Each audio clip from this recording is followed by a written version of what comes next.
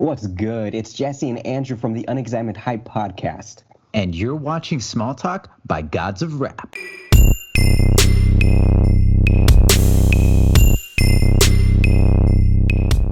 All right, so just to start things off, can you tell us a little bit about yourself, who you are, where you're from, how'd you get your name? Cozz, man, go by Cozz, Cozz, Cody Mack. Real name Cody. That's where the Cody Mack shit came from. Cozz, I'm from LA, from South Central Los Angeles, California. I fucking got the name Cozz from nothing. Like literally, there's no cool story behind my name. I wish there was. It's not. I was 16. That's when I started rapping. And I was like, man, I need a fucking name. You feel me? Like I need a rap name. And for whatever reason, I don't know where that shit came from. I just figured like, Cody, Cozz. And Cozz just popped up in my head, bro. It clicked. It just clicked. Yeah. One of the things. So I just did that. So yeah, I ran with it. Yeah.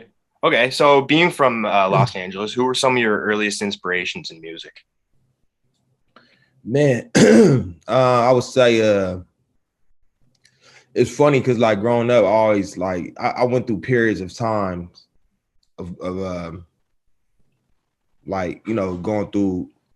I've had like favorite artists like for periods of time. Like 1 year, I'm like Biggie, huge Biggie, like just only listening to Biggie. I went through a period of time I only listening to Eminem and his early shit. Big Bone Thugs back in the day. I would say in my teen years, like Kendrick, Cole, no pun intended. Okay, Wiz Khalifa. During that time, you know what I'm saying? Like I went through a lot of different stages of life in different music, but like I was always bred by the old school shit though, because I'm a '90s baby and that was played. And also, what a lot of people don't know about me, nigga, I love rock. Like my mom used to play rock in the crib, bro. Like fucking Paramore, fucking it's going down, down. What's that? What's them niggas' names? Sugar, going down, swinging. I forgot the niggas' names, bro. Niggas hard, bro. yeah. I know. Yeah, so like reggae too, because my dad Nigerian. So like it was reggae played in the crib, just very like musically diverse. Yeah. So what was it like working with like some of your inspirations growing up, like Kendrick and J.Cole? Because that must have been crazy, like mind blowing. Man, it definitely a check on my bucket list. It was amazing, man. It's I still to this day don't really think I've digested that like I haven't allowed myself to go back in time and realize what I did. I put something in my head. I put something out there. I had an idea of who I wanted to be like, who I wanted to work with, and it happened. You know what I mean? And like, I'm very hard on myself. I'm a perfectionist. So like, I'm hard on myself. So sometimes I'm like, man, I'm always like trying to like get to the next step, next level type shit. And I forget that I've accomplished, I forget I accomplished a lot of goals that I set for myself early on. And, so long story short, I'm happy about that, man. That's just like I said, it's I don't know how to words for it. It's something that, them niggas I used to listen. Like I said, I listened to them niggas in high school, like walking, when I was sleeping in my car, when I was like walking miles to the studio, like them niggas I was listening to, and then they're my peers now, So that shit's hard. This shit hard. So if you can dream it, you can do it, basically. Yeah. Okay, so your latest project, Fortunate, dropped near the end of 2021. Can you break us down the main theme and what exactly that project means to you? Yeah, Fortunate is quite literally just is me realizing how fortunate I am. Kind of what I was just kind of talking about is me just sitting back realizing, like, damn, like yes, I've been through a lot of shit. I be stressed out. I be depressed. But then, you know, when I sit back, like I said, like, man, when I sit back and look, I'm a blessed ass nigga, bro. Like, I'm a fortunate person. I'm somebody who went through a lot of trials and tribulations, but I always came out stronger. And it ain't nothing killed me yet.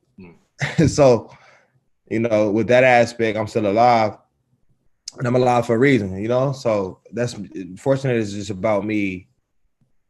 It's about that aspect, and it's also about me realizing what my problems have been internally, very my personal internal issues, and attacking those, like songs like Cry.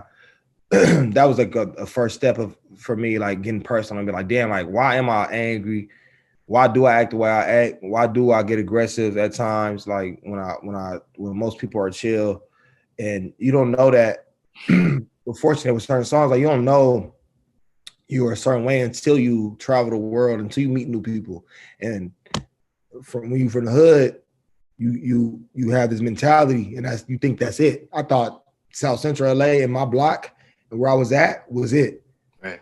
Then when I traveled, I was like, oh shit, there's a lot of motherfuckers don't act like this. You know what I mean? Like, this shit is not, it's not the norm. You know, and I thought that was the norm. I thought that was life. So I think it's part of that, and me realizing what's really going on type shit, you know what I mean? And like just figuring out why. And once it's about evolution. And like once you figure out the base of something, that's the first step of growing. You know what I mean? You just got to figure out the base of it. And once you figure that out, like why, then you're all right, cool, I get it now. So that's why I do it. Let's attack that, and then we can move forward type shit. You know what I'm saying? About it's the first step of evolution. And it's all leading to the album. Like I got a couple EPs coming, but of course. So can you break us down the cover art a little bit? Because like that shit's beautiful. Yeah. Like I said, man, just fortunate, man. Like I said, literally, I went through life and death situations. Like literally almost died 2 years ago for sure. So, and like I said, I'm still here. So I think that shit just represents me, like thankful, blessed, bro. Like I'm blessed. That's what it just represents. That like I'm fortunate, bro. Like it is fortunate to be here. Fortunate to be able to do what I'm doing. You know what I mean? That's what it represents, man. So I love that cover. That's actually shout out to Varissa, man. She my photographer. She's fucking amazing, and she shot that shot, and she that's actually a part of the Cry video, I think. Well, fortunate video. I'm tripping. Fortunate video.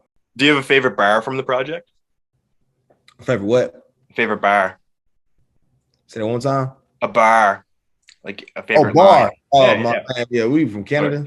Yeah, I am from Canada. Yeah, I was like, man, you got an accent. All right. See, that's me traveling. I know my accent. You got to come back to Canada too. Bro, I don't know if they're gonna let me in because they strict with the. Yeah, right now for sure. Yeah. But favorite bar. I would say. Yeah, I don't have a favorite bar. It's hard to say because I'm a nigga that like listens to like all my shit all the time, and like I fucking love everything. For the whole project. Yeah. I'm damn near a narcissist, bro. So like, I'm fucking like, I love all my shit, bro. I'm not gonna lie. If I put it out, I loved it. It takes me a long time to push it out because I'm so like particular, and like I told you, I'm a perfectionist. Favorite bar is hard because a lot of it's personal and it's hard to set up. Of course. So, what was it like working with such a West Coast legend like YG? Oh man. YG, man, I've been knowing that nigga since like 2014, bro, because he was on the 2014, ironically, Fort Hills Drive tour.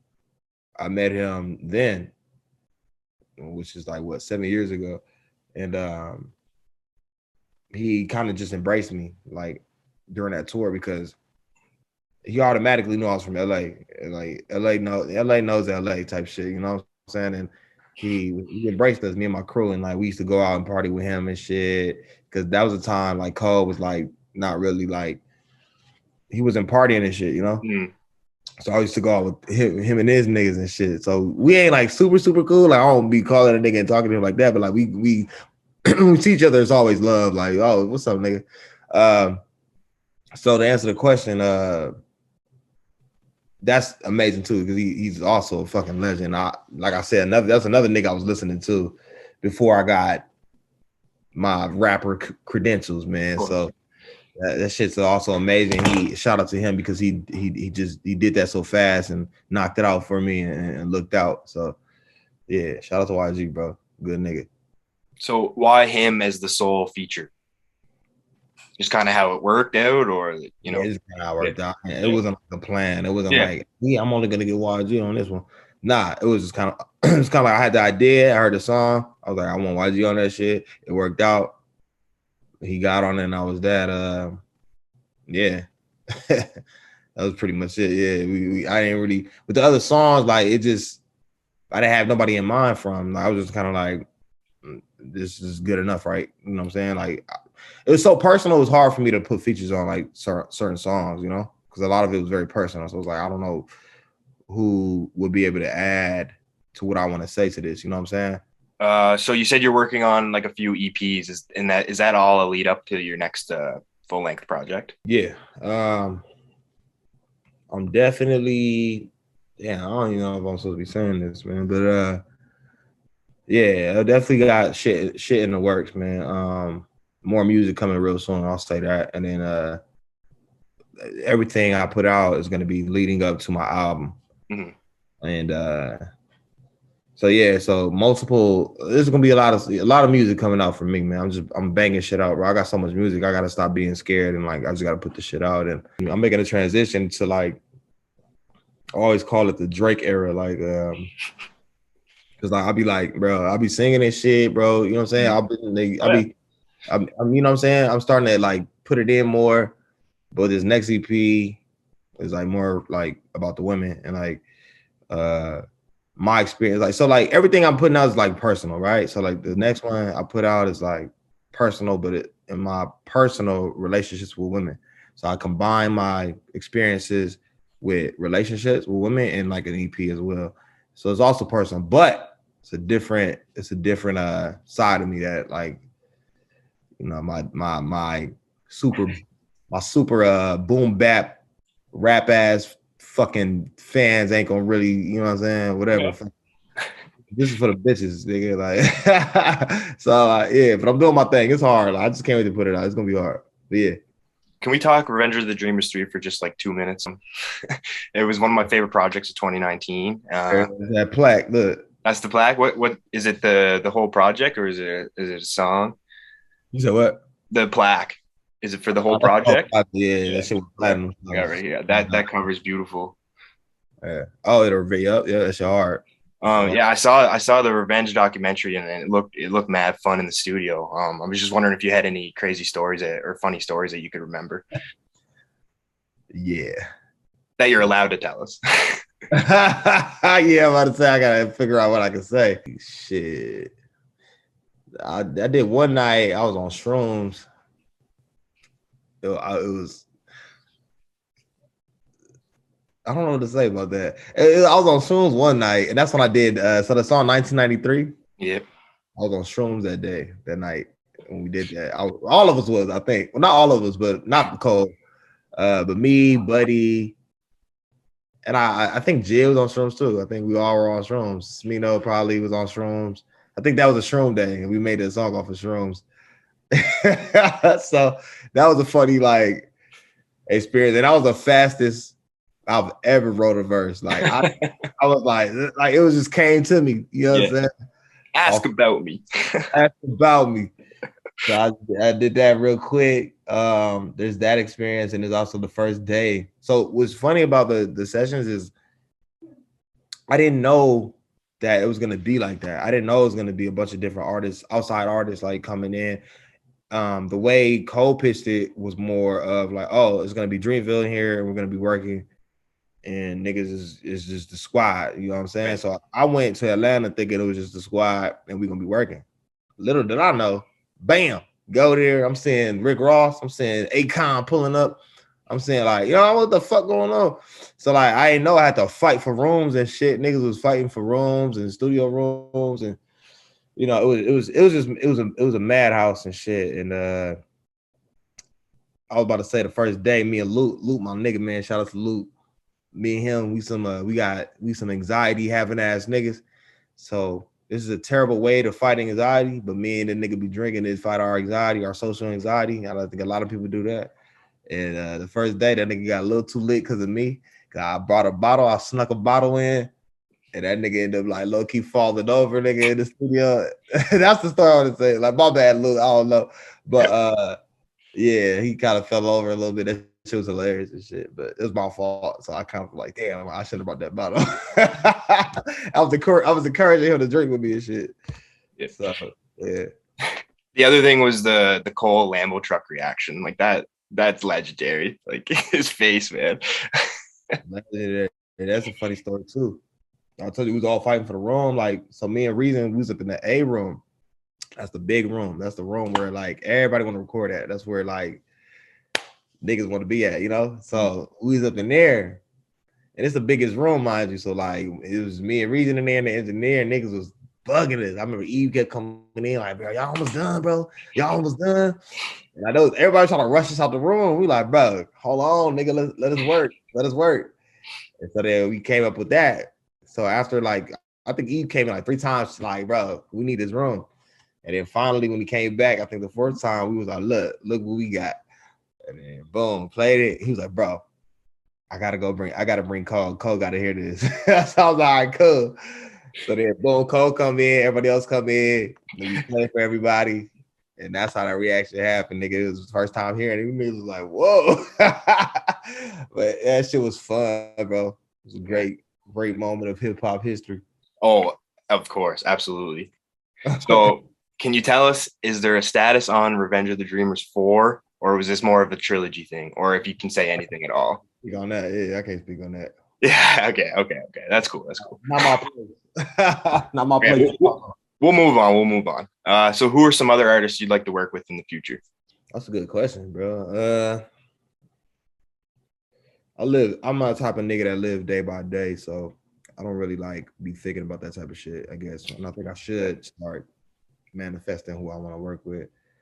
But there's people in mind. Like, it's a couple female artists I want to like Janae. I want to work with Janae. I want to work with SZA. As far as rappers go, I definitely want to work with ESTG, which is random because niggas probably don't think I would want to fuck around with that type of shit, but that nigga hard as fuck. I would love to work with Kodak Black too. I like Kodak Black. Oh, he hard. It's a lot. Like when I think about it, Dirk, I love little Dirk. That nigga hard too.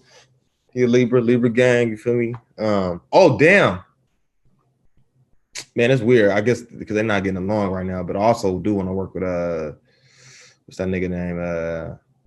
Young Boy. Mm-hmm.